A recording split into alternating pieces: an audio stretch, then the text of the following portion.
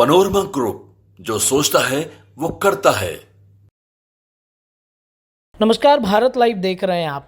NDA गठबंधन में seat का मामला अब बिल्कुल सुलझ चुका है। चिराग पासवान से लेकर पशुपति पारस और जीतन राम मांझी तक सबको उनके मन मुताबिक सीटें बांट दी गई हैं। अब कोई भी पेंच एनडीए गठबंधन में नहीं फंसा है। इसके बाद से अब कहीं ना कहीं मामला जो है वो एनडीए गठबंधन में 2024 के चुनाव की तरफ बढ़ चुका है।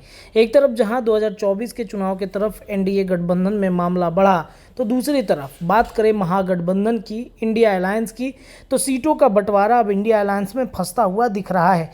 क्योंकि आपको बता दें, कांग्रेस और आरजेडी के बीच में वो बातें नहीं बन पा रही हैं जो सीट को लेकर कांग्रेस और आरजेडी अड़ी हुई है। दरअसल आपको बता दें कि आरजेडी 30 सीटों पर चुनाव लड़ना चाहती है और इसके साथ ही साथ आपको बता दें कि 10 सीटों में वो कांग्रेस और लेफ्ट की पार्टियों को बांटना चाहती है सीटें। दरअसल महागठबंधन भी एनडीए अलायंस के सीटों के बंटवारे को लेकर इंतजार कर रहा था कि जैसे एनडीए में सीटों का बंटवारा होगा वैसे ही हम भी एक गठबंधन में सीटों का बंटवारा कर लेंगे। क्योंकि कई लोगों की चर्चाएं चल रही थी कि एनडीए गठबंधन से वो लोग अगर सीट उनको मन मुताबिक नहीं मिलेगा तो छोड़ के आ जाएंगे, चाहे चिराग पासवान ही क्यों ना हो। चिराग पासवान को 8 सीटों पर ऑफर दिया गया था।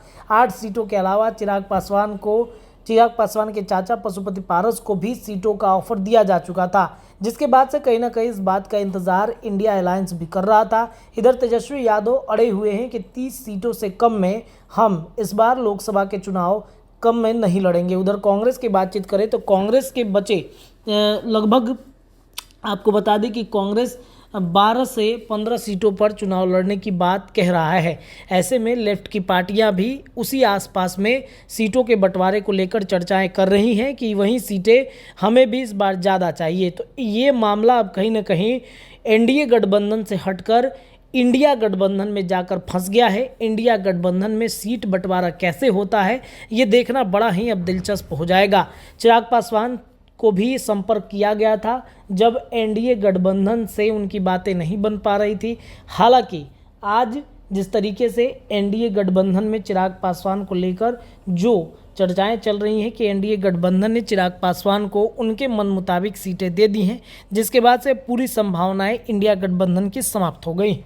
अब इंडिया गठबंधन में सीट बंटवारे पर मामला कब तक सुलझता है ये देखना बेहद ही दिलचस्प हो जाएगा। आपको बताते चले कि दिल्ली से लेकर राजधानी पटना तक कांग्रेस और लेफ्ट के तमाम जो बड़े नेता हैं वो चक्कर काट रहे हैं कि कैसे सीट हमें मिलेगा, कौन सी सीटों पर हमारी सेटिंग बैठेगी। इस बात को लेकर तेजस्वी यादव भी कहीं ना कहीं 1-2 दिन के अंदर में मीटिंग करके सीटों का बंटवारा इंडिया अलायंस में करते हुए दिख सकते हैं। फिलहाल इस खबर में इतना ही। जुड़े रहिए भारत लाइव के साथ। धन्यवाद। पनोरमा ग्रुप, जो सोचता है वो करता है।